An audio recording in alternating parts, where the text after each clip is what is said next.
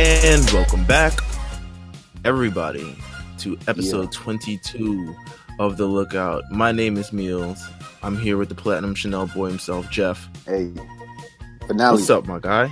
Yeah, we out here. We're at the finale of the Buu Saga. We're finale of season 3. We're at the finale of everything. Like, what's going on? This? We were just talking about off air, like how many episodes we've done, in the past few months, and it's just like it's been awesome.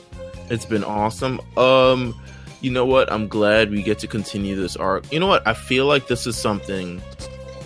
To me, this is always just like evergreen content. Because Dragon Ball is going to be popping forever. For as long as I live, I think you're absolutely right. And we still have even if whenever we decide whatever we do next, I mean, there's so much things we can jump to, so many different movies and just different stuff that nobody really gets to talk about, GT, all that type of stuff. So there's still a lot of content. We're getting more, obviously. Right. We're highly. I just want to make sure we What's up? Right. Well, I want to just touch some base before they hit us with Super's coming back, and then you know what I'm saying, and then we're watching new Super. So here's how I feel about when I think Super won't be back until at least 6 months after this movie comes out. I feel like they're gonna. I feel like end of 2019. I'm thinking fall 2019 myself. I feel like I'm assuming they've already. I don't know if they're still working on the movie.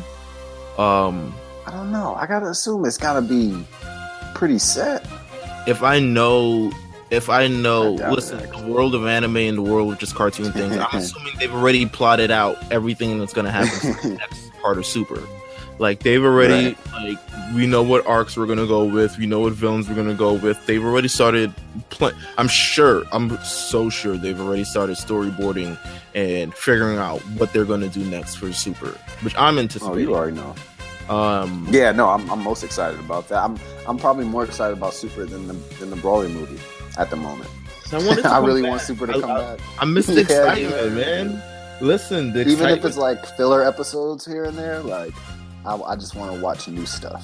The excitement that was at the top of the year when Super was here and it was live and in charge and it was all over the timeline and everyone was watching it and blah blah blah. That's what I want back. I want the world to be invested in Dragon Ball again. I don't want necessarily just we're getting content. I can't complain, but I want more. I want something new. I want that real. I mean, we've kept them. If things have been down for people in Dragon Ball Z, I feel like we've kept them. We gave them some good content to go rewatch the Buu Saga and Cell games and all that while things have been down. So I think we've helped keep this thing going, man. If there's any latest news about the movie, I think most of the latest news about the movie regards around there's shots of the planet, Planet Vegeta. Yeah, more shots of Vegeta in red. Right. Vegeta in red was big news, man. That shit was beautiful. So more shots of the home planet. What else was news? There was Gogeta rumors. Gogeta. I don't believe it. I'm not saying I do either. I just think it was just it's nice that considering that was rumored. Considering I think it's been 20 years since we first seen Gogeta and no one has ever seen him in his base form until today. Yeah. I'm actually looking at that right now. I think that is a good tip off of what's going on, but I don't think they do Gogeta in the movie. You don't think so? I don't know. I think it's possible. I mean, they want to make Gogeta canon. Maybe they're done with Vegito because Vegito's the anime thing. Vegeta is the anime series guy. We don't have time for them to do the dance. The dance belongs to the kids. But them doing it in. I'm not saying it's gonna happen. Remember my dream I told you I had? No, please go ahead. You remember? I don't remember it fully anyway. I texted to you. I'd have to look at it again. Remember I told you it was the movie, it was the Broly movie, but Goku and Vegeta had fused together, but it was Gogeta, and he was red. Remember I told you? You did definitely tell me this. And he was red Gogeta. Listen, you're not the only one who had a dream about Dragon Ball, which I think means that we're doing this way, way, way too much. Oh yeah, you did say that. I had a dream about fucking XXX Tentacion being reincarnated. Oh like, my god, bro! And I was just like, dude, what is going on? And we next had level, man. And I'm just like, bro, this is way too much. Like, we've been doing this for way too long. But thank you. I'm not sure. I don't think Gogeta's gonna. Rumors are rumors. Rumors are rumors. Who knows? There's also saying there will be no Ultra Instinct in this movie, which I kind of thought I think it would be too early to bring it back anyways. I think if anything, it's gotta be something dramatic. So I'd want like. But this is as dramatic as it gets, man. Like this may be the most strongest thing that he's ever faced because. Yeah, but I want to see like a Spirit Bomb. I want to see Spirit Bomb back. I just want to see something of that nature to bring down Broly. We got Spirit Bombs in this episode. We've got a whole bunch of different things, man. But you know what? I don't know how they beat Broly. How did they beat Broly in the original movie? Did they like throw him into the sun or something? I forget. I don't remember. I feel I'm not watching those movies until we get closer to the big movie. Well, next weekend, if you're into it, actually this weekend coming up, they're showing Dragon Ball Z. Wasn't that the big Kamehameha? They had like. Yes, it was. Yes, it was Goten, like... Gohan, and Goku. Vegeta gave some power. No, I think Vegeta refused to give power. What an asshole. But if you're around this weekend, trust me, let me know. They are showing Dragon Ball Z Broly, the legendary Super Saiyan, the original movie, this weekend, September 15th and Monday, September 17th in theaters. So you can go with about 8 other people because that's how much I imagine the amount of people that would be in the theater to watch this. It'd still be an okay time to go, though. It'd be a good time. I mean, it's a matinee. Yeah. If you're just into Dragon Ball Z and you're trying to get prepared for the film, I mean, this is a nice little way. I bought tickets to the My Hero Academia thing. Mm-hmm. I'm pretty sure there's no one going to be in the theater. I guarantee you're going to see somebody, bro. Nah, I'm sure of it. Like, when I went to go reserve tickets, like, there's reserve seating. All the seats were open, bro. I always look at the reserve seating, too. I was just like, yo, this is wild. But you know what? I'm for it. I don't care. I'm going alone. Yeah, I've been in theater. I mean, I've go to the movies by myself a good bit. But like 9 times out of 10, I'm going to movies by myself, and I enjoy when the theater is just me. Like if it's something I just forgot to see, and it's been like a month, and I go in to check it out, and nobody's in there, it's like such a good time to me. So it's a good time. Kick your feet up. You can run. The movie's over. You don't got a thing against nobody. You can run to the bathroom, come back real quick. Like all types of shit, man. Listen, enjoy yourself. Love yourself. Treat yourself. How about that? Yeah. Well, I'm the lonely one. I'm the one, with nobody. So all right. I need those. All right. I don't believe you. We don't believe you. You need more people, my guy. You will not be along for much longer because next week RSPN will be back. Fucking so Mark. You will have Mark as your buddy. Talking about the world of sports, moving in as the NBA season starts. Are gonna have a really good time, Meelz, because we had already spoken and we both have had shitty summers. Mm-hmm. Like we both talked to each other about how shitty our summers were. So it's gonna be a fun episode. The first episode is gonna be must listen. Like it's gonna be great. It's gonna be great, man. You know what? We've talked about Super. We talked about the Super movie. We're all anticipating for it. Stay tuned for keep locked in. Even though this is the season finale of The Lookout, stay locked into us because we're gonna be giving stuff away. Yeah. We're gonna have special. We're not done. Yeah, we're not. This isn't the series finale. Especially once the movie starts getting closer, things will get very, very exciting. We have stuff planned that we want to, And of course, if something dope leaks, and we're in there like swimwear, like don't even second guess it. It doesn't take long. I mean, we've gotten tweets before, like, "Hey, you guys gonna jump on and do an emergency podcast?" Like, so if you guys end up wanting us to talk about something that ends up leaking, or just news that happens, let us know. They are anticipating possibly a second trailer to drop at the New York Comic Con. I'm sure that's gonna happen next weekend. So that should be fun. Quite honestly, I think we'll see that Red Vegeta clear, and we'll see some other things. I think it's that trailer. Let's see. Let us see. I mean, we had the good minute-long trailer last time, so you know what? Let's see. If it drops, we're there. Just know, 100%. At the drop of a dime, we're back. But let's get into the finale of this Buu Saga. This entire thing, dude, man. Can I say something? Sure. It's been a great time. Obviously, I love talking about Dragon Ball Z. I am really glad we're done with Buu Saga. Really? I am, man. This was a lot to watch. One, like, for the listeners, if you guys were watching this saga for the first time or for the 10th time, whatever, I'm sure you know just as much as we know how much is in this. And we've said it throughout, these past episodes, like how filling the Buu Saga is. But the good parts are good. Mm-hmm. So I respect it, but yes, it is a lot. It's a lot. Well, listen, I know you're glad that this is the end, because this is the last time this season you will have to compete in Last Time on the Lookout. Jeff, are you ready? I'm not, but Last Time on the Lookout. Let's see. We're not, but I'm not, but let's do it. You know what? I'm gonna fire up the timer right now. All right. Let's see. Okay, let's do this. I'm gonna fire up, and we're about to play Last Time on the Lookout. Jeff, go. Last Time on the Lookout. Vegeta was born. Goku ends up hiding Super Saiyan 3 from Vegeta. Vegeta's kind of pissy about that. I think he has the right to be. They go through this weird circumstance inside of Majin Buu's body, fighting antibodies, all this crazy stuff.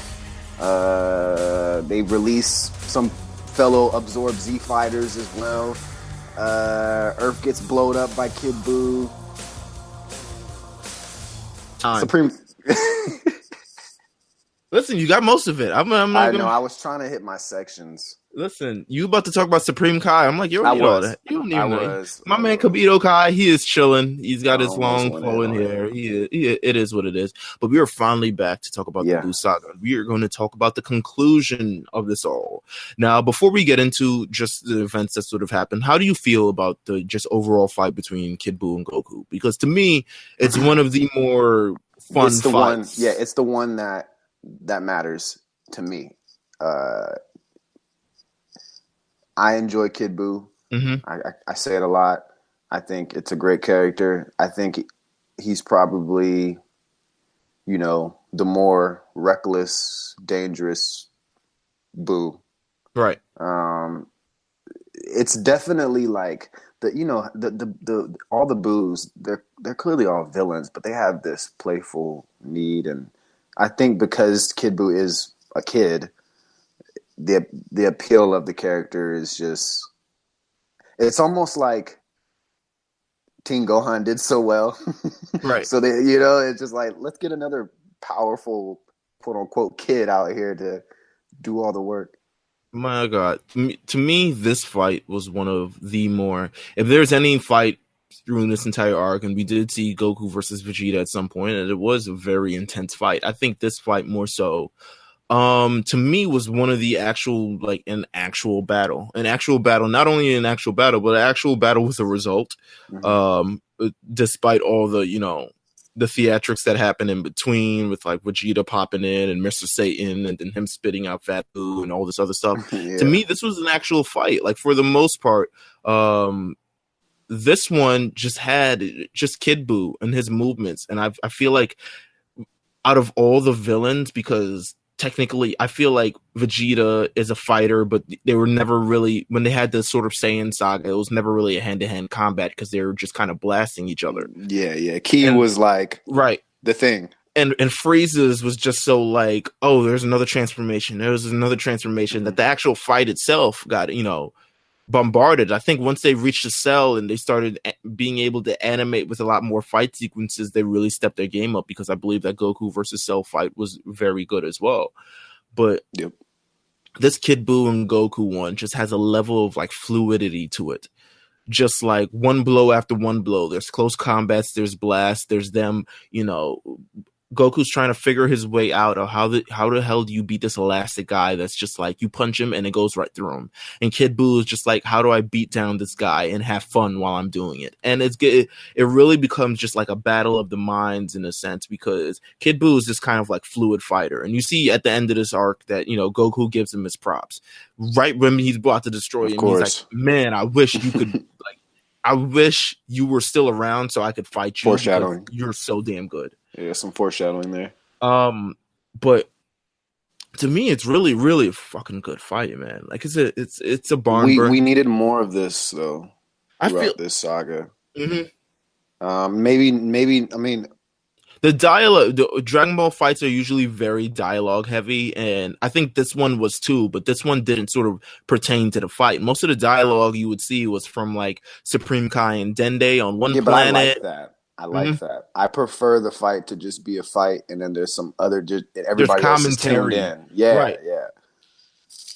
That's why the tournament did so well in Super. I think so. As well. It was kind of like a fight that was just a fight, and you hint at Super. Yes, I mean the commentary I believe added layers of just like it just fear, happiness, and texture and all that other stuff. But you just left the fight to the fight, and that's what I really sort of love about this thing. Goku and Vegeta, they want to say like, they're trying to decide who's going to fight who first, and Goku ends up winning. And Goku fights him as Super Saiyan 2, which is very, very interesting. And then, to me, the fight is going well, and he decides, hey, I'm going to go into Super Saiyan 3. And Super Saiyan 3, he might do actual worse than he did in Super Saiyan 2, which is blowing my mind. Well, I think that was the moment Goku was like, yeah, I'm shelving this shit for a little bit. Right. Like, he's just like, I ain't. Had to. Yeah, he's like, I'm not going to use this much ever again. Like, had to. Like Super Saiyan, to me, the fight, and don't get me wrong, like there are moments of the fight that are incredible. Mm-hmm. Like I used to print, like I said, remember, I used to say this shit all the time. I would print out pictures and draw different sections of this fight because I love Kid Buu. I remember specifically drawing that moment where Goku elbows Kid Buu in the back of the head. That picture's all over Google Images. Listen, I remember drawing that. I drew that, and it came out great, in my opinion. As an 8-year-old. Was you tracing? Were you tracing? No, I was never. Fuck out of here. Draw from scratch. I was an artiste, my guy. Back in the day, I wanted to draw. That was my thing. I wanted to draw back in the day. I was never an artist. I could draw like Gundams and go and like Super Saiyan hair, of course. There'd be times I'd be sitting in class and I'd do a whole page of just hair. Like I still do that. Like, well, I don't have class anymore, but I would be in college and still drawing Super Saiyan on my sheet because I'm just bored. Like, fuck that. Nonetheless, we got a few good cameos during this, these final episodes of the arc, and you kind of got to. You get to watch the Hall of Haters, the losers, the people that everyone has killed, the villains, Frieza, King Cole, Cell, the Ginyu Force, and even Babidi's hating ass. It's just like sitting in the stand, watching this on pay-per-view, which is crazy. You know what? I feel like it's kind of messed up because it's kind of like they get to keep their bodies even though they're terrible villains. Yet, like civilians and regular people cannot keep their bodies. That is actually that's a whole nother conversation. But yeah, you're right. I've always been like dumbfounded by that. Like, yo, how do they get to keep their bodies? Like, out of all people, these people who have destroyed countless lives, and the reason why you're like filing people into this like check-in station, and they get to keep their bodies, and they're watching, I'm sure it's THX surround sound, living a second life. High digital shit. They got like beautiful red bloody fountains and shit. It's just they're living their best life. It's pretty unfair. You're right. With halos and all that. Poor Deborah has been transformed into a more feminine figure. Meanwhile, it is what it is. But I love all the commentary. Yeah, bro. That whole death death is. In the Dragon Ball Z universe, death is... It's whatever. It's whatever, exactly. It's whatever. You still get cameos when you're dead every now and then. I love just, the cameos throughout this entire thing, and it wouldn't be the last time we see cameos in this. But from there, we transfer, Goku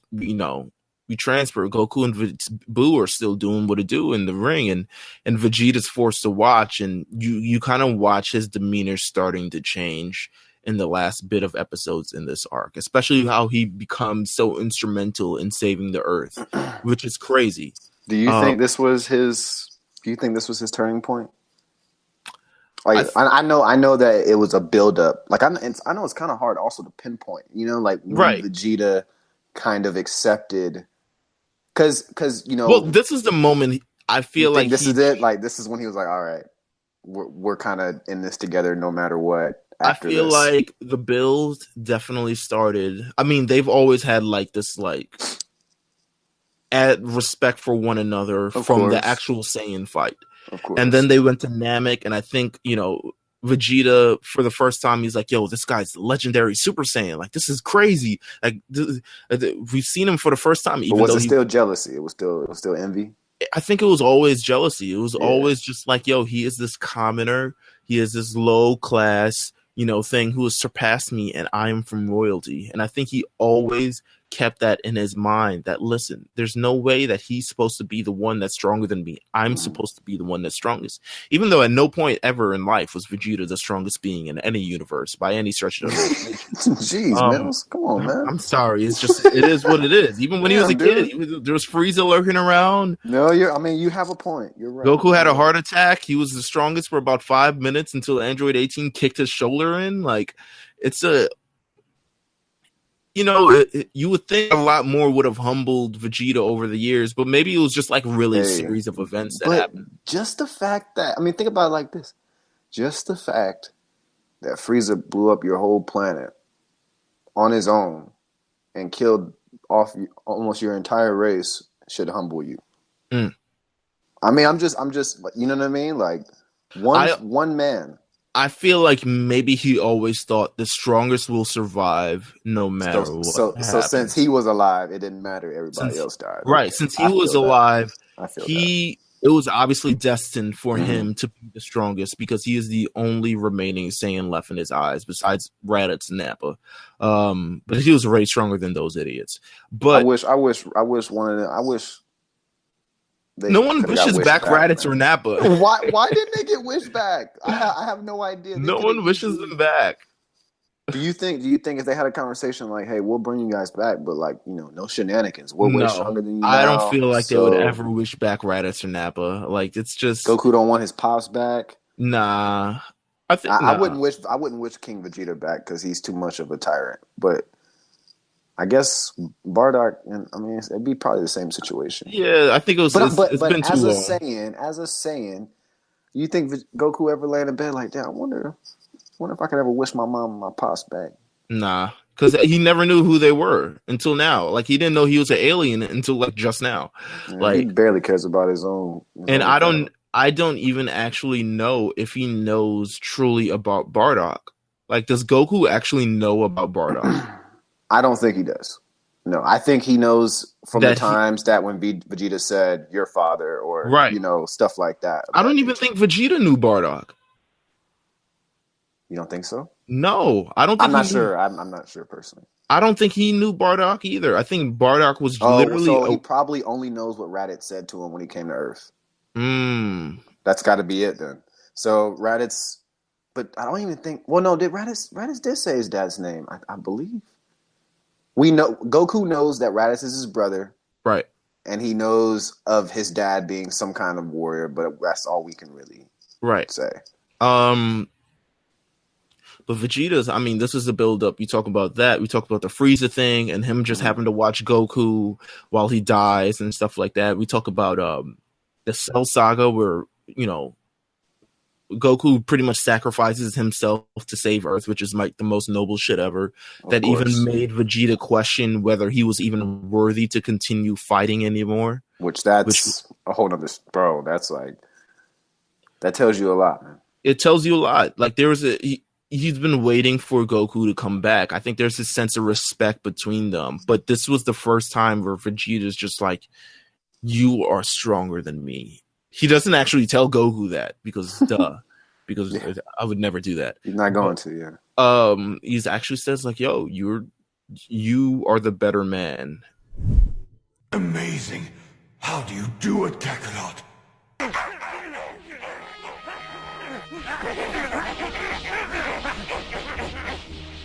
You've always been like this, ever since the day I first met you. Always ready to meet the next challenge, even if it's bigger than you are.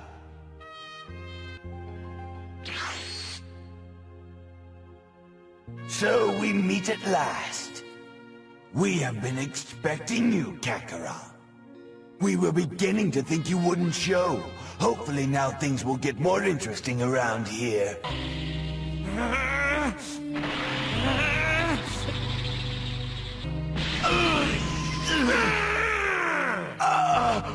How can this be happening?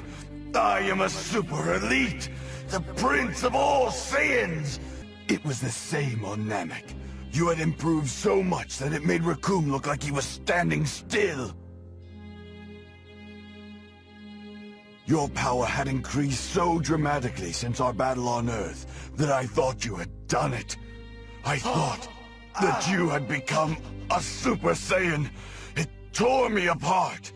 How could a low-class soldier accomplish so easily what I had struggled my whole life to achieve?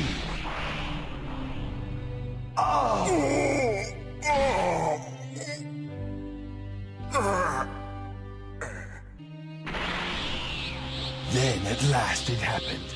I too transformed. After living every moment of every day for the singular purpose of surpassing you, I finally became a Super Saiyan myself. The prince had reclaimed his throne and fulfilled his destiny. But no matter how strong I became, your power still exceeded mine. At first, I thought it was your loved ones, that it was your instinct to protect them that spurred you on and pushed you beyond your limits. But then I found myself with a family of my own, and my power didn't increase at all. I used to fight for the sheer pleasure of it, for the thrill of the hunt. Oh, I had the strength unmeasurable. I spared no one. And yet, you showed mercy to everyone. Even your fiercest enemies. Even me. Yet you never fought to kill, nor for revenge. Only to test your limits, and to push yourself beyond them. To become the strongest you could possibly be. How can a Saiyan fight like that, and at the same time be so gentle that he wouldn't hurt a fly? Oh, it makes me angry just thinking about it. But perhaps it is my anger that has made me blind to the truth for so long. I see it now. This day has made it all too clear. You're better than me, Kakarot. You are the best. I'm wondering why they put that in. Because I feel like this is also the first time that this is the first saga that we know of Vegeta having any kind of family that he cares about. Mm-hmm. So I think they just wanted to make sure to confirm that, you know, he's changing, you know, to some extent. Mm-hmm. I think the full circle, I think this is as close to, you know, the beginning of full circle as possible. I think Super has a lot more, you know, Vegeta's personality shows a whole lot more in Super, right. Obviously. He's an entirely different man mm-hmm. by the end of that one. But you know what I mean? It's just they want to make sure people know he's in the middle of or at the end of a transition. Right. This is the end of the transition. Everything coming full circle, as you said, like from the beginning when they both, you know, fought to now, having to accept that fact is just, it's the transition of Vegeta. It is the new Vegeta. This is Vegeta moving forward, and it's kind of crazy. It only took him 280 episodes. Goku attempts to fight Buu, but he can no longer do it. Because his power is draining and he's getting his ass kicked. And he says that he needs 1 minute. Here's Dragon Ball with this fucking time shit again. He needs 1 minute to reach back to full power. And Vegeta says, if I can't last 1 minute, then I don't deserve to live, or some shit like that. And goddamn, 1 minute, huh? 1 minute for Goku to get all his power back. Listen, that's what he said. He's like, if I could only just have 1 minute to charge up, I would be back. I do think that's one of the issues with anime.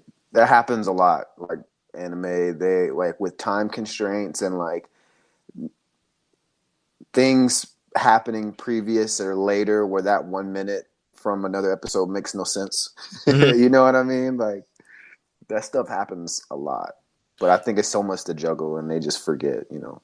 Vegeta gets his ass kicked for the entire minute. The man, it is kind of sad to see it because it's clearly that I wouldn't say that they're doing a disservice to Vegeta by like having him get his ass kicked, because I just think just in terms of power, I don't think either. I think Goku's just playing a better warrior than Vegeta in terms of just like a thinking person that he can combat Kid Buu. But I don't think neither of them are actually that much stronger than Kid Buu, even though I think Goku is actually stronger than Vegeta. But Vegeta gets... I agree. I think also, well, this is kind of like going real technical, but Kid Buu's fighting style is like, it's way more suited with Goku as well. Right. Vegeta gets, I mean, he gets like, it's like hilariously clobbered if you're into that sort of thing, because like his eyes are bulging out of his head, he's getting blasted to smithereens. I think he turned Super Saiyan for a bit, but then it's like it doesn't last. He's really getting the shit kicked out of him. And quite honestly, it's not to me. I was like, "Yo, this is kind of sad. Like, this isn't fun anymore." Watching Vegeta, it's sad to happen, man. They gave him his high moment. His high moment was Majin. But it stinks, man, because the man literally stands no chance. No chance. Goku stood a little bit of a chance, but Vegeta just stood no chance. Do you not enjoy that? Like, do you not? Because what you're saying, my issue with what you're saying is how much stronger is Goku than Vegeta right now? You know what I'm saying? Because basically what you're saying is the way he got his ass kicked was kind of like overly got his ass kicked. Like, I think damn, how much weaker is he? Listen, we talked about this just a while back. Mm-hmm. They would never write Goku in that way. We would never see Goku getting beat down to the extent. I mean, we've seen glimpses of it, but we would never see him getting like. He always comes out the strongest being in the world right after, though. We've seen Vegeta get clobbered by Android 18. I believe like Vegeta versus Frieza, that fight that was pretty brutal. Yeah, that was pretty brutal. Like we've seen this before, but we never see sort of Goku in this sort of situation. So it just kind of makes you think sometimes about, you know, where they're going with all of this. But Kid Buu's about to destroy Vegeta's his body, whatever it is, and Vegeta's already dead. So if he's gone, he's gone. He's not coming back. And Mr. Satan steps in, Hercule, who is on this planet. Everyone forgets. He's just. Is he our MVP this year? He might be the MVP of this. I think Bulma got MVP. When do we get Bulma got MVP of the Android Saga. I would think that's right. Did we give it to Goku for Super? For Super, we gave it to Android tournament? 17. We did. I'm tripping. Android 17. 18. So 17, and then Bulma. And then Bulma. This one might be Hercule. This might be Hercule. He's done some work. I don't know. He has done some work. Vegeta came up with a pretty, you know, he thought some things through, and we'll get into that. But Mr. Satan stepped in when Kid Buu was about to destroy Vegeta because he had some air of like hallucinations where he thought this was all a dream and that he could go in and just really bring it to Kid Buu. Right. But Kid Buu cannot bring himself to like strike Mr. Satan, which is weird. It's with that moment he literally spits out the old Majin Buu, the Fat Buu, as some people call him, or the Good Buu, or however you want to call him. I call him Fat Buu. Everyone calls him Fat Buu. He spits out the Fat Buu, and he's just lying there, and he's about to, you know, he's really about to, you know, end Mr. Satan's life, but Good Buu comes back into action. I thought this was a great moment. Yeah, I was all for this. I mean, at that point, I was like, oh, he's about to be on this show. But of course, Z was ending, but you know. Right. I thought it was a good moment simply because it was kind of like giving Buu a taste of its medicine. Mm. I also think it's continued to confuse and, add a lot more confusion to the fact of like, what is Kid Buu? Like, what is he his own separate being, or the fact that the original Buu that we saw and this Buu are completely two different Buu? You see, and that's then, what it kind of makes it seem like. And then Oob doesn't help the situation. Well, Oob is Kid Buu. I know, but it's this fat Buu and this Kid Buu is like, there's only supposed to be one Buu. So it's kind of like, if he spits him out and he has all the things that he's maintained from that, and Kid Buu is just here chilling, then what the hell is sort of... I don't know, bro. Which one is the real Buu? You kind of get what I'm saying? It's kind of like... No, I definitely see. There's only supposed to be one. Nonetheless, it's a fight I want to see, because I think, the good Buu is... He's a decent fighter when he's awake. He's a decent fighter. He's still a Majin at the end of the day. You know what? It's not so much a decent fighter. He is very interesting with his fighting techniques. He has a crazy skill set. He has a crazy skill set, crazy moves. He has sort of the same pros and cons that Kid Buu has, which is if you punch him, like, it's gonna go right through him. So it's kind of like an even keel playing field, in a sense. While Vegeta's like can't feel his legs anymore and shit. We move to the next part, and Vegeta's got a plan, which is one of my reasons why maybe he's MVP of this entire arc, because it's kind of like he's the one who comes up with this incredibly thought out, like, he's been around them so much that now he's coming up with plans by himself and saving the Earth. To help, by himself. Vegeta says, listen, Kibito Kai, Dende, Old Kai, you guys need to go to Namek and get their Dragon Balls. I have 2 wishes. So the Namekians are now dragged into this. Shout out to them. They are alive. They are well. They are, not a destroyed race, even though they're a very depleted race at this point. Doing the deeds of the Saiyans. They are. Listen, the story come through. These are another set of cameos from the Dragon Ball Z. Yeah, man. Like, it's another set of cameos. So they said, listen, it's time. We need to wish the Earth back. And they do. They wish the Earth back, and they wish all the inhabitants of the Earth back, and literally everyone is back from the morning of the World Tournament, or only at least the good guys in a sense, because Vegeta himself is given a new life, which is incredible. Real quick, bro. Mm-hmm. I was just kind of looking over your notes real quick, and I did not notice that the farmer made a cameo. The farmer, yeah. Listen, that Raditz killed. I did not know that. This isn't the first fucking farmer. This isn't the first time. I feel like it's the farmer. Don't get me wrong. This could be any the same farmer. I'm gonna go back and check. This could be any hick in the middle of the fucking street. But if it's the same farmer from Raditz, if you're from the era we're from, and you're like into Dragon Ball, like we're into Dragon Ball, Easter eggs and stuff like that.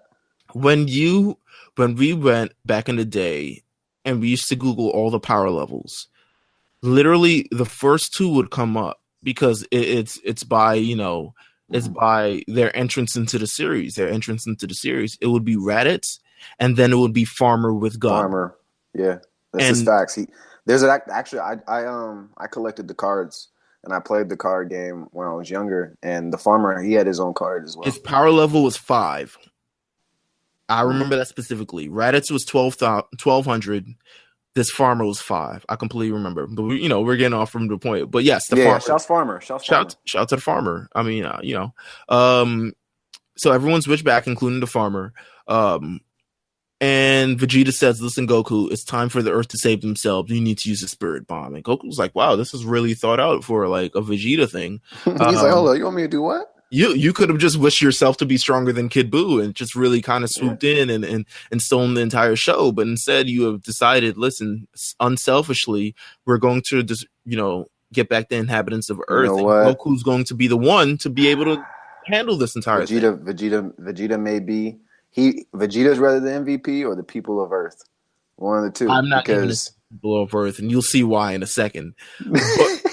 But Goku is generating one, but he can't get a lot of energy outside of just his friends. So King Kai is like, Vegeta, you've got to talk to the people. You've got to talk to the people. And Vegeta's literally talking to the inhabitants of Earth. And the Earthlings are like, I'm not giving my power to this guy in the sky. I can't even see him. We just, this fat guy just destroyed all of us. And now you want me to just give up what we have? You just want me to raise my hand and give up what we have for some pie in the sky dreams? I'm not doing that. I'm getting back to what I'm doing. Listen, I got work in the morning. Like, I don't got time. I'm saying I was just dead for a little bit. Right. It's just, so he's pleading. Vegeta's actually begging. He's actually pleading. But I think his tone of voice is just like, yo, it's kind of like, I wouldn't say it's as extreme as Bakugo in My Hero Academia. I wouldn't say that either. Who literally just screams at people. But maybe it's a little bit too rough for these people to give it. They just got back, man. They just got back. They were just dead, man. So they says, listen, Vegeta's like, I'm gonna fight Buu for right now. You, Goku, handle talking to these motherfuckers. And Goku tries himself. And it helps a little bit. And we get to see a few cameos, again, from Dragon Ball and Dragon Ball Z. I love the cameos in this because it is very clear Dragon Ball Z is ending. Yeah. And we're getting all the sort of throwbacks, and you get all the callbacks and stuff like that. We saw Upa and Boro. That's the one thing we're not talking about. The fact that this is the end of Dragon Ball Z. What we're talking about. You know what? We'll get to it at the end of this episode because I definitely do have a question. I have a lot of questions. We get Upa and Bora from Dragon Ball. Is the Native American family who was killed by General Tao, and then Goku sought after the Dragon Balls to wish Upa's father back. So that was amazing. We saw Snow in Android 8. We saw Launch. We saw Nam from the first, world tournament. We saw the farmer from episode 1. We see a couple people. Like, we see people who are just like, I know that voice. It's Goku. Like, oh yeah, we can trust Goku, and he gets a little bit more power, but it's really not enough. And then, finally, as they're hearing it, and Vegeta's trying to plead again, but he's getting nowhere. Mr. Satan is like, yo, these people are so ungrateful. These people saying, so he knows once again. Like, he's hearing all these voices, just like, I'm not doing that, blah, blah, blah, blah. And he's just like, I can't believe these people. Like, that's a good Satan voice, dude. I got all the voices. I think he's MVP, bro. I think Satan's got to get MVP. Mr. Satan says, people of Earth. That's bro. Oh my God. They need to call you, man. I am your hero, Mr. Satan, and blah, blah, blah. I'll skew you in the actual audio from here and there, so I won't embarrass myself even more. But the people are like, yo, it's the champ. It's the fucking champ, man. Oh, they said this in the first place. If I was there, I would have been like, whoa, let's let Hercule do it. All he does is talk. Yeah. Listen, for real. It's the champ. So they're like, oh my God, I gotta put my hands up. Like, it's the champ. Like, what the? Hey, what are you waiting for? Or do you not care what happens to the entire universe? Dumbasses! What did you just call us? Dumbasses? That's the way to talk to people when asking for help. Just ignore that guy. I'm starting to think that maybe that whole Majin Buu business never really happened. That's right. It's entirely possible that we could have all just been subjected to mass hypnosis. I think I heard about that on the television. Why? You ignorant oafs! Now that's enough out of you! Quit yapping and start helping! Or would you dare ignore the request of the great Mr. Satan? Mr. Satan! Didn't you hear, Mom? That was Mr. Satan's voice just now. Really? Are you certain? Huh? Mr. Satan? Whoa, I think that really was Mr. Satan we heard, bro. What is going on here? It's really him! It's Mr. Satan! Wait a minute! You mean to tell me that the one who's been fighting Majin Buu all this time is Mr. Satan? I'm sure it's him! It has to be! It's our hero, Mr. Satan! Yeah, that's right! I wasn't gonna say anything, but now it seems my secret's out. I'm kind of in the middle of defeating Majin Buu right now, so the sooner you send your energy, the better! Hey, what other choice do we have? My fans would never believe that I'm not the one who's saving the day here. And after all, isn't stopping Buu the #1 priority right now? It's him! It's really him, guys! That voice belongs to Mr. Satan!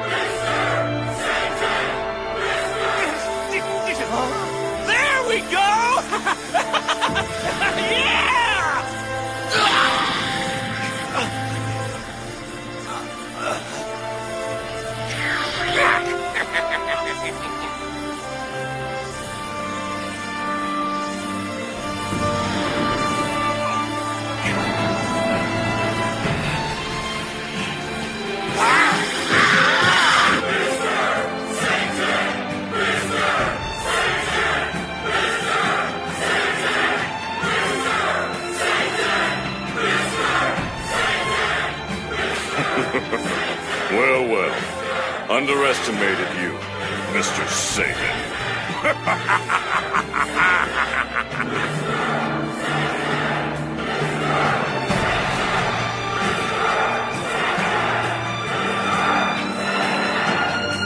Now that's more like it! Yeah! Oh, yeah! Oh, yeah! Oh, yeah!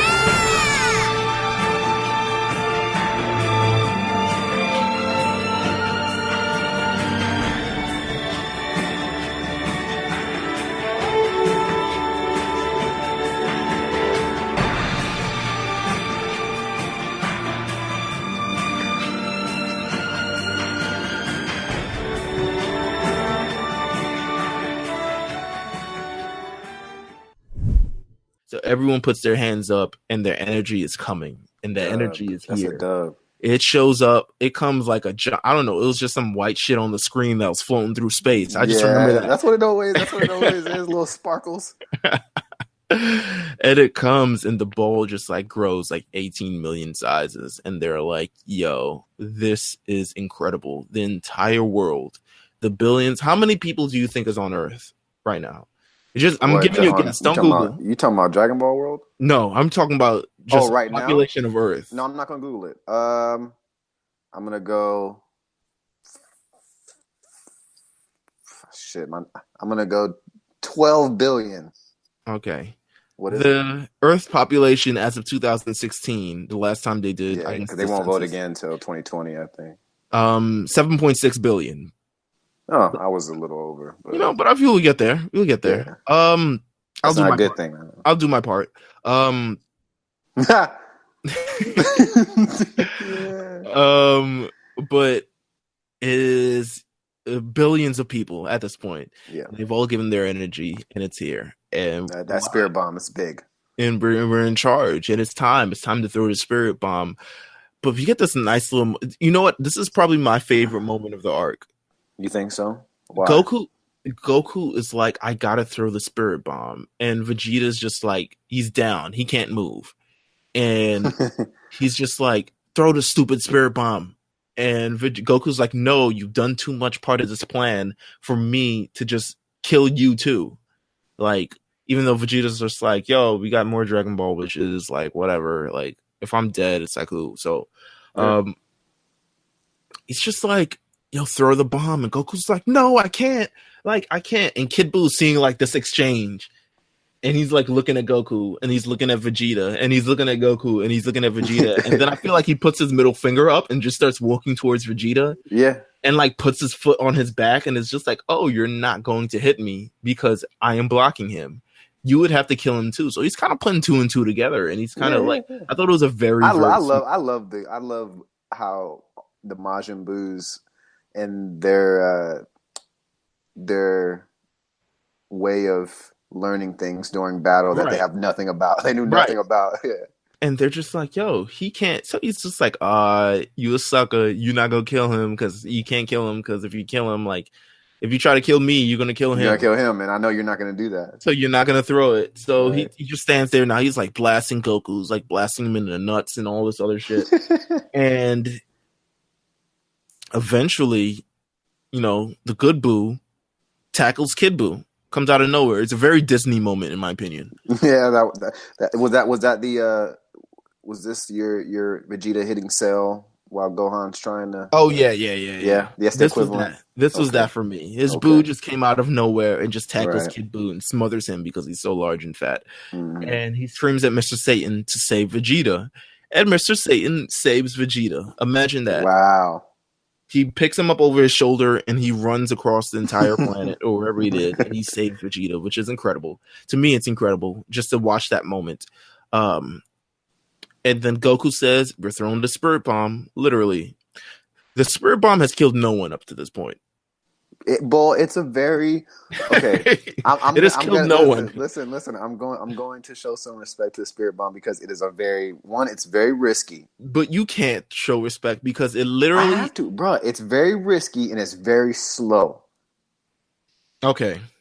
And if he does anything wrong, he can destroy the planet. I don't buy the Spirit Bomb. You don't remember all the times where they've had Kamehamehas strong. Remember when Goku's? I think this is right before or when he does the instant transmission and he's like aiming it. They're like, if you do it this way, you're gonna destroy the Earth. Yes. And Goku instant transmissions instead. Like it's a Spirit Bomb, bro. Sometimes it's just as big as another planet. They'll show it from the top and it's like the same size as Earth. I don't buy it. You're not with the Spirit Bomb, so you're not giving the people MVP just off the fact the Spirit Bomb is trash. The Spirit Bomb, no, that's not well. This one actually kills a person. It's just the fact that the Spirit Bomb, strong person, essentially has. I mean, let's look at the record of the Spirit Bomb. Unless you're talking about movies, then Spirit Bomb, doesn't really. Well, I don't want to talk about movies because, let's see. I prefer the mini Spirit Bombs. Spirit Bomb. I mean, that mini Spirit Bomb was pretty tough. Right. It has, I want to say, like a 2 for 5 success rate. If you count GT, if you're not counting GT as 1 for 4, it's a difficult move, man. Difficult move to land. It takes time. It's huge. It's slow. Why am I wasting my time building this up if it doesn't kill anybody? No, I mean, I hear you, man. I guess it's one of those last resort. I guess they want to show Vegeta got hit by it. Vegeta got hit by it. My man, his body shook a little bit, but he was still he was still able to grab, move to the ship. It did not kill Frieza. Boy, that was a huge L, major L. Did not kill Frieza. I guess that's fair. Fucking Jiren smacks that shit away like a soccer ball, like a fucking beach ball. Well, now, look, we can confirm that the evil containment is better than the Spirit Bomb at this point. Are you with that? I like it. I like evil containment a lot. I love evil containment wave. Listen, anybody does the evil containment wave. Top five move, guys. It's incredible. Mafuba, come on. Let's do this.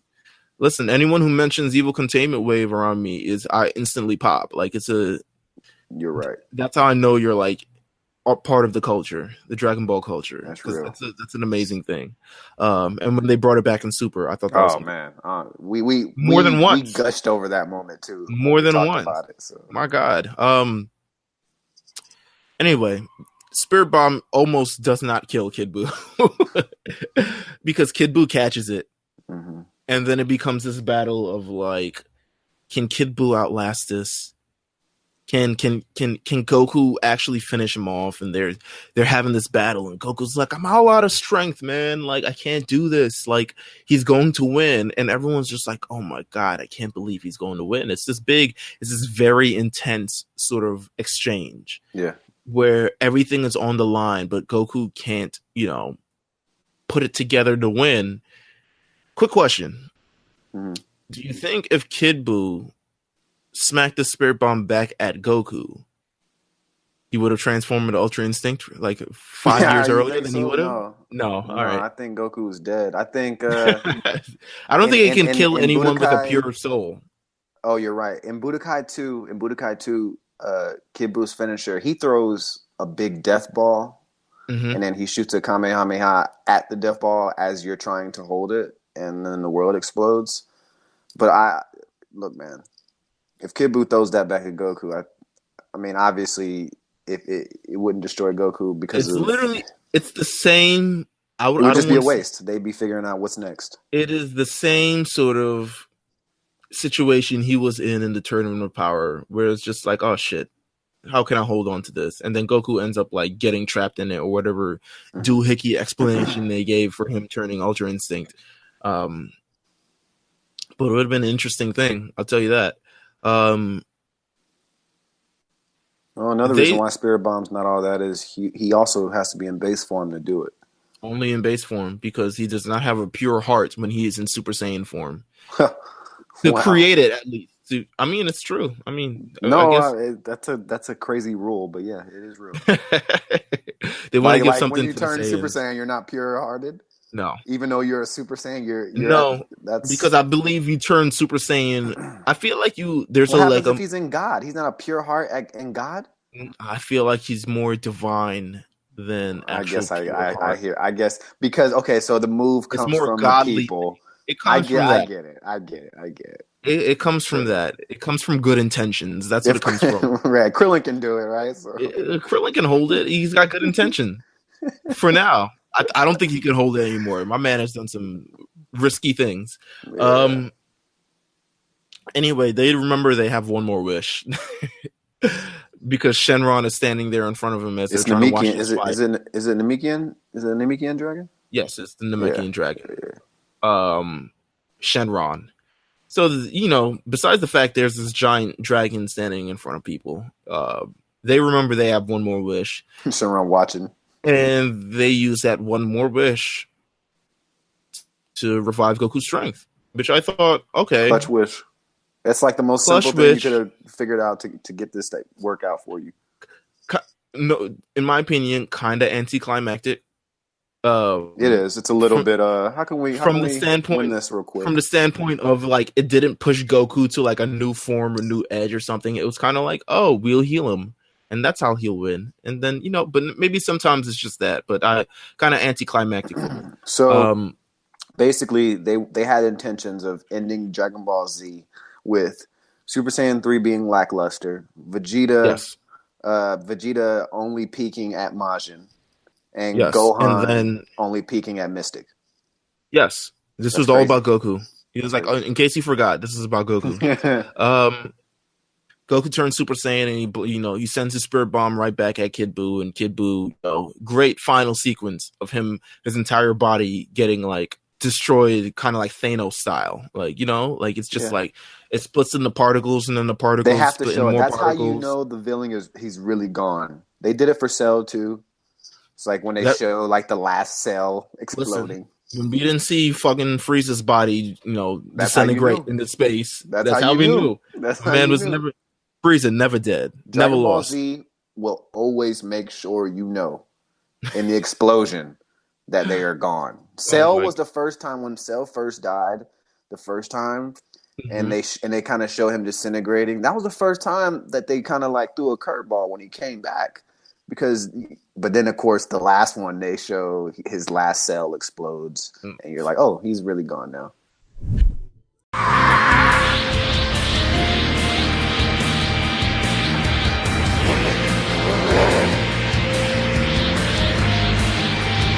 Adios. I'll be waiting for you, Majin Buu! Goku! Kakarot! Cover! Goku!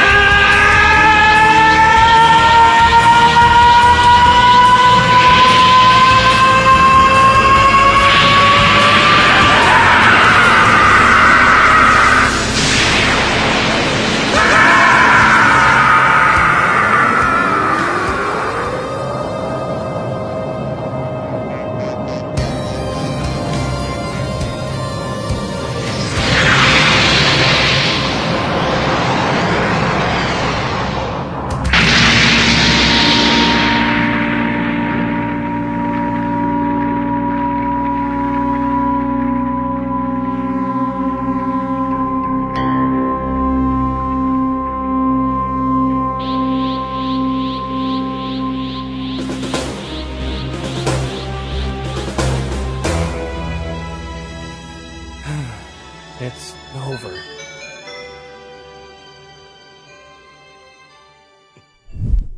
Man, Kid Buu's dead. Even though, as he's destroying Kid Buu, Goku's just like, oh man, this was a great fight. Yeah. I wish you were great. I wish you were a good guy and back on Earth, so we could do this again. Yeah, yeah. But until the next time, and then like Wiz Khalifa "See You Again" comes on, and he destroys Goku. I mean, he destroys Kid Buu, and Kid Buu's gone forever. Yeah. Rating. How do you rate this this final battle ending compared to like other?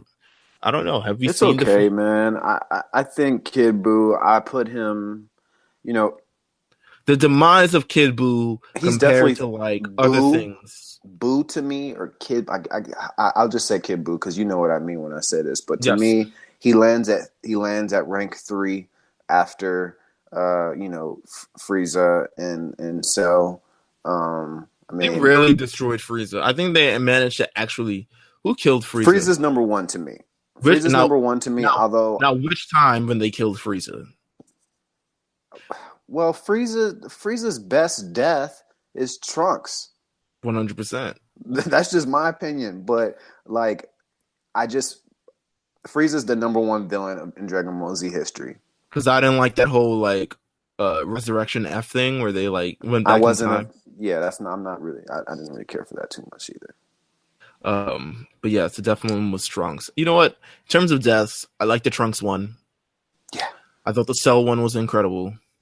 The Trunks one was so great because they waited first of all, Frieza Saga was so long and he didn't even die, and the fact that Trunks did it in 10 minutes, 15 minutes was kind of dope as a kid. I was watching, I was like, oh shit, Trunks is that nigga. You know what? Let's talk about this for a second. The death of King Piccolo. How do you feel about that one? The man Goku launches himself in the air. Oh, I mean, the fist through his entire fucking body. That was one of the most amazing moments. There was a good build to that moment. I know Piccolo's he's been a good guy for so long that I kind of you just forget about like how evil. Well, obviously he was a different demon at that point, but you know what I mean. It was just like you forget because he's done so much good in Z. King Piccolo to me, I think King Piccolo is like one of the top villains for me. That dude was pure evil. Is he coming before Cell for you? Well, we're talking about Z and Ball, but before Cell. Cell is 2 to me, man. Like Cell, he's like King Piccolo was pretty fucking evil, man. Well, I know, but I'm saying what when if you're ranking villains. Ranking villains in Dragon Ball. We should save that for another episode. We should. Bro. Why are we doing this now? We should, bro, because that's a good conversation. Content. Yeah. We'll get back to you guys on that. Hashtag content. Kid Buu's destroyed, and let's look at the aftermath of everything because we've got a few more episodes in Dragon Ball Z. They decided not to end it right there for some whatever reason, but let's see. After that, this is all the post-credit stuff. Vegeta tries to kill the Fat Buu. He's like, step aside. I'm going to kill him. He wanted to get that late minute dub in. Listen, he did that shit when he killed Berter and he did, bro. When he like kneed one of the people in his chest and then he like destroyed Raccoon entirely. Yes. And I was like, listen. He just wanted to get that real quick. He wanted to get that dub, dude. That's just so selfish, bro. That was incredible. My man came down with the hardest of knees in his throat, and then like blew Raccoon into like space. Man. And I was just like, bruh. And Goku's like, you didn't have to do that, bro. They see Good Buu. He's like either on life support, has not had enough chocolate. He is going to, some sort of shock or whatever he is. But Vegeta almost kills him, and Goku says, listen, let's keep him alive, my guy.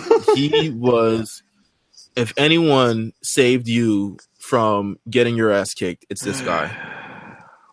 And Vegeta's just like, yeah, like, come on, you gotta be kidding me, man. Listen, Let me get this dub. If I was evil, he would have been over with. So that happens. Everyone goes back to the lookout, which I thought was an incredible moment, a little heartwarming moment. They Men in Black planet Earth, the people of Earth. They did that. Everyone's alive, so that's an interesting thing at the end of Z. They decided if the Z ended with the Cell Saga, Goku would have been dead. It would have been a little different, but everyone's alive. Everyone's alive. They end with a sort of happy ending to Dragon Ball. Goku alive doesn't mean he's there. Well, remember that 100% because it's true. Literally, he's never there. He's never there. Is the story of the next few episodes because they have a party to celebrate. That episode I didn't watch. I think it's one of the worst. It was one of I didn't watch it for this, but I've seen it a few times. To me, it's not a good filler episode. Quite honestly. Where they're all having a party and Goku's not there and everyone's bummed out because Goku's not there and Chi-Chi's just like, I'm about to divorce this nigga. It's really I could have did without that. I could have 100% did without it. But it's like, why are you ending Z like this? We really end Z with 10 years after. Is it 10 years? I think it's 10 years down the line at at one of the tournaments. It's 10 years down the line at the World Martial Arts Tournament, and they come back and there's like older Goten fighting Goku, and Goku's like in a blue G right now. Yeah, and I love the blue G. Bulma and Vegeta show up, and Vegeta's dressed like the cool dad, and he's just like, "Listen, I haven't seen you in years. I heard you're fighting in the tournament, and yeah, everyone's fighting in the tournament." So that's how their life is going. But really, this end part is just to establish Pan. Yeah, Pan and Oob. And Oob. Yeah. And Oob becomes a thing. Oob is... I forget who tells Goku that Oob is the reincarnation of Buu. But I thought Piccolo did. Oh, okay. I forgot. I didn't watch the episode recently. I think it was Piccolo. Oob is the reincarnation of Buu. So Goku's kind of wish that he made, the wish that wasn't supposed to happen, but it ended up happening, is there, and he, you get Oob. You get Oob. I can't do a character analysis on Oob other than he's a kid who doesn't really know what he's going into, but he's there and he's incredibly strong. He apparently has a lot of potential. He is the strongest Earthling they have ever seen, ever, right? Ever in history. Because Vegeta's just like, I can't believe their Earthlings is strong. Like, and honestly, what you're saying right now is important because I want everybody to remember what you just said, so that they can remember this from the Buu Saga, because this is going to come up again in Super at some point. Him being the strongest Earthling that they've ever seen is important, and I think it's still going to be important even in Super. He's the strongest Earthling. He puts up a good fight against Goku, and then Goku decides, listen, I don't know why I absolutely hate this part. Goku says, why are we fighting in this tournament? You know what we should do? We should go off and train, because I want to train you to be the next protector of Earth. Forget his sons. Bro. Forget all the other strong people in this corner. He says, you're the man. And I'm going off. I talked to you about this before, Meelz. What's up? I understand.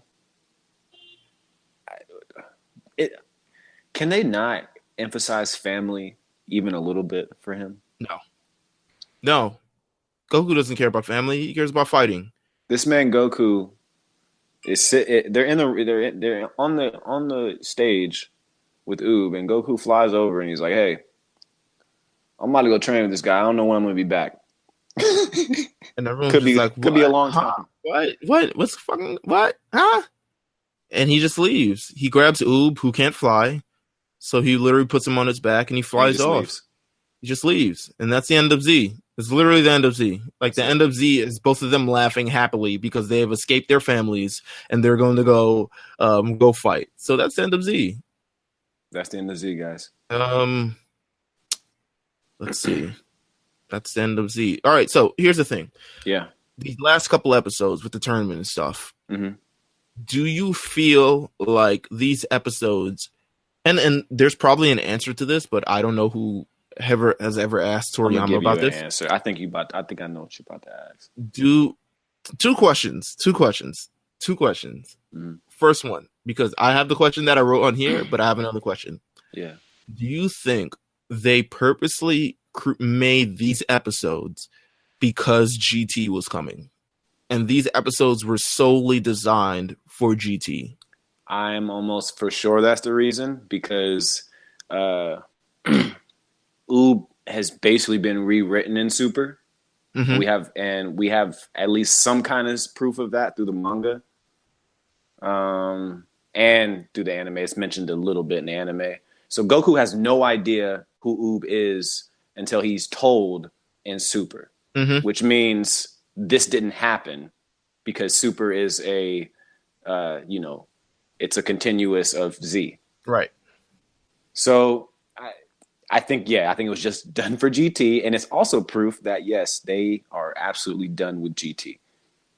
This was so in Japan. The final episode of, hold on, let's see. I'm trying to pull up the actual episode. I had the episode on here a couple while ago. Let me see. The actual episode of Dragon Ball Z ended sometime in late January 1996. I'll pull up the actual date at some point. But the final episode, the beginning of GT, literally starts about less than 2 weeks later. Yeah. I think everything from... that makes sense. I think everything from Goku's New G... the last episode of Dragon Ball Z aired in Japan January 31st, 1996. Okay. The beginning of GT started. I've never actually searched up GT because I never want to see this again. So this will be a first time. We're gonna watch it again. The first episode starts literally a week later, February 7th, 1996. So I think literally everything from the establishment of there's an older Trunks, there's an older Goten, and there's older, Pan, and there's Pan in this because Pan is a major part of GT. Yep. Oob, GT, Goku's new outfit, GT. It's just everything. It was definitely done for GT. They ignored this episode going into Super. Yeah, because these episodes were kind of promo for GT. I want to see. Man.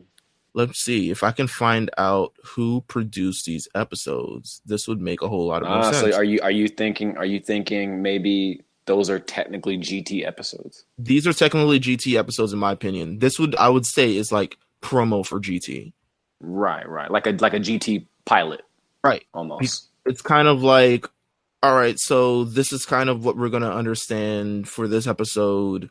And it's supposed to like ease you in. Given the popularity of Dragon Ball Z, ease you into watching GT. Right. But okay, we got new characters, we got new clothes, we got new energy, all this other things. It's interesting. But yes, my next question was, with these episodes, these final episodes, and you've already answered it in a sense, but yeah, does Super change all of this? Do these final 3 episodes in Z matter when it comes to Super? It confirms what you're saying about that was basically for GT. These episodes really have no meaning for Super. But so in a sense, Pan is still there. Pan is now in Super, and she's a part of Super, even though it's kind of like baby form, because this is a few years before Super takes place, years before this episode would have taken place in the whole Dragon Ball Z sort of, structure. The family tree is there. The family tree is intact in Super. They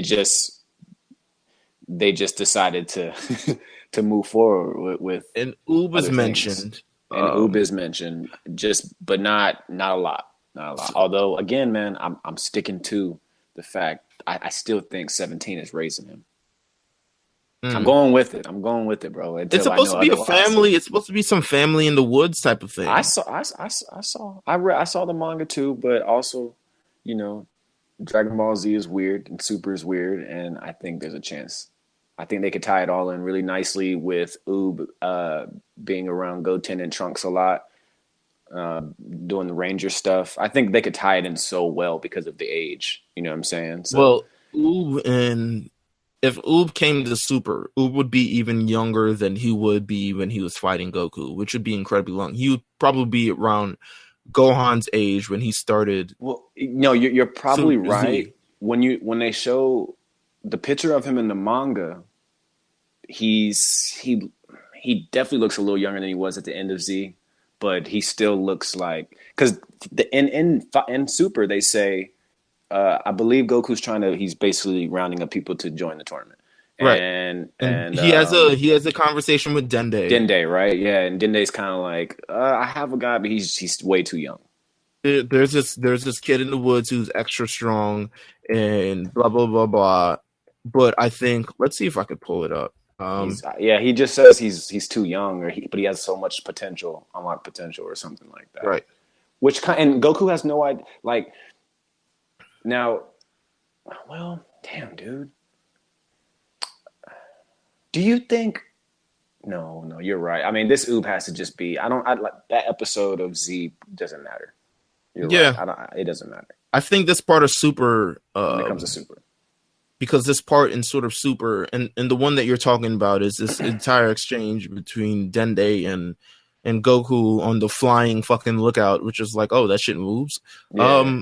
Now in the manga, that conversation they show a bubble of Oob, and he has another baby on his back, like he's carrying another kid on his back. Really? Yeah, like a brother or sister or some kid. Let me see. I gotta look this up. Yeah, look it up. It's like a little bubble, and it's the same setting, I believe. I believe it's the same setting. I do see this, yeah. But it's just they actually show Oob as in picture form, though. So, do we believe that Oob maybe has a role? He's there. I think Oob is going to be at some point some importance. They wouldn't mention the fact that he's too young and he has so much potential, and I think there's obviously something there that they want to see what's up with it. So maybe his story's not over. I'm sure he's going to come up in Super. I just don't know how. I hope it's the way that I believe. I don't know if he comes up in Super. This is I very. think he is, bro. I think he's gonna come up in Super, bro. I think he is. Because if he comes up in Super, well, yes. If the stipulations, if he comes up in Super, it kind of ignores everything that sort of happened in these last episodes of Dragon Ball Z. So it makes you wonder. They don't have to necessarily. I mean, yeah. He's obviously going to be like, okay. So my thing is, how do they tie it in with talking about Kid Buu or even talking about Z? Like, why is he if he has all this potential? They say in the anime that he is a reincarnation of Kid Buu. Oh, okay. I couldn't remember that. Okay, yeah. They say, I just watched it. So that's still confirmed. Okay, yes. Good. I couldn't remember if that was said or he was just some strong kid that was named Oob. And okay, but interesting. Is Dende responsible for putting him where he is? What do you mean? Do they mention why he is where he is, or is Dende just watching over him? Yeah, I think Dende's just watching over him. I think as the guardian. That's right. Dende does say it's his responsibility to watch over strong beings or something like that. So if Oob is in the series, it's kind of like, where does he go forward? Because I think Dragon Ball GT he's already got this narrative around him in GT because he's already like not as important as everybody else by the end of GT. He starts off his own sort of person. He fuses with Fat Buu. He becomes, Mega Oob or whatever the hell it is. And then he kind of just dips off completely after that. Like, it's not even he's not a factor. I think his role would be big because I think he's still going to end up being the strongest human that we've seen. And I think that has to be portrayed properly because obviously. Should they make a movie about Oob? Well, but just listen, because think about it. Krillin, human. Tien is human? Yeah, he's human. He's just Yamcha, human. Had his third eye unlocked. Right. But Roshi, human. But there's these things that the one thing that we haven't seen was like a human pushed to real limits of doing something successful. Right. Not getting beat up for one reason or being a support character because they're human. Like the fact that they have stated, even if it was Z and maybe it was episodes leading into GT, Oob is the strongest, just plain human that we've seen. Although he's reincarnated from the Majin. I just think that they definitely need to touch back on that because he's an interesting character. He looks cool. He's just human. He's an interesting character depending on like how they want to go with the story. They got to give him a story. Yeah, they got to give him a story. Like it has to work out. Because they have to support him. They got to support him for it to work. GT didn't have much of a story outside of he was trained by Goku and now he knows how to fight. Mm-hmm. And then he kind of just did his own thing until he was calling a call back because the entire series was about Goku being a kid and blah blah blah. Sure. I just don't think they bring that up in canon for whatever reason. You know what I'm saying? I would like to see Oob somehow be intertwined with the development as well of Goten and Trunks. Yeah, bro, listen, they need to... I need to get in the war room. I need to get in the writer's room, bro. He needs to be... 17, what if he shows up at the end of the Broly movie? No, I'm kidding. I know, right? 17 needs to be his guardian, and it will just work perfect because all they have to do is have 17, have Goten and Trunks working with 17 on his ranch, and him, Oob, and them three are just some new fun trio, but Oob has all this potential. I mean, it would just work perfect. It's asking to be made like that. It's perfect. They can easily do it. Nobody's gonna question it. They'll be like, "Oh shit!" I told you the part, 17 showing Goku his kids and Goku and them not showing it on the screen. And I don't know if that was just a small like you don't need to see who they are, but the fact that 17 brings up his kids and his wife on way more than one occasion. He talks about it in the tournament, and he talks about it when Goku's trying to recruit him. And I just don't think they bring stuff up like they don't. I mean, they're pretty good with family. They do family stuff a good bit. And if they're going to tie Oob in, I think that'd be the best way to tie him in, although I think he's coming into the series no matter what in some way. It just depends on its impact and how important it is. Because it may not be an important impact. It could just be, hey, another strong human who is a support character. You know what I mean? Wow. Give him a movie, man. Give him a movie. Give him a movie at this point. Or at least it's just a series. It's just something, man. 60-minute episode, something. Just like, I think 3-part episode, but I think something needs to be done with Oob when it comes to Super because he's a factor. He's done something, man. Yeah, man. Listen, this has been the fucking season finale. Yeah. We're done with the Buu Saga. Wow. We've wrapped it up in a tiny, neat bow and all of that stuff. The best way possible to talk about leaving with questions. The Buu Saga. You're leaving with questions. What the hell is Oob? How do we do Oob in the future? Listen, we will be around for the foreseeable future. We'll be around. We'll definitely be around. We've got other podcasts on RNC Radio. We're going to be looking at the movies. We may go back and do episodes on movies. We may come back and do special emergency episodes when there's trailers back. But this has been the finale of The Lookout, season 3 finale. Listen, you guys voted for it, the Buu Saga. We did it. Thank you guys for voting. Thank you guys for, contributing to this. I had slightly better time watching these last couple things. You know what? I had a much better time doing these episodes than I did probably watching it. Yeah, well, after Majin Vegeta, I can coast. Mm-hmm. It's just getting up to that point is a little tough. So. But until then, Jeff, is there any final words you have to say about anything? Man, I'm really excited for the new Brawley movie. I hope Super's back in a good time span that we kind of talked about. RSPN's coming back in a few weeks. Yeah, man. Shit, dude. It's been great. been great. We have a bunch of new podcasts, a bunch of new playlists, a bunch of new everything on RNC. You can stay tuned to all of that by following RNC Radio Live on Twitter. I don't really have to tell you how much podcasts and episodes that we do. You can check all of it out right there. You can continue to look out for the more news on the lookout by following RNC Radio Live, or following myself at Meelz TV, or following Jeff at Old Newsboy on Twitter. Hey, and I don't know if Mac Miller was a Dragon Ball Z fan, but I'd like to dedicate this episode to him, though, because everybody has just been like, you know, I mean, I've seen him, you know, when people pass away and you show your respects, but man, like he gets so much respect from all the top dogs, legends, newcomers. So his impact was obviously there. So yeah, man, rest in peace. This episode has been dedicated to the life of Mac Miller, Malcolm McCormick. You are an amazing being. Thank you for the energy. Thank you for the times. Thank you for the music. Thank you for the artistry. We will be back with season 4 of The Lookout. We'll be back with a whole bunch of new stuff. And maybe a few emergency pods in between them, but we will be back. This has been episode 22 of The Lookout. We're out.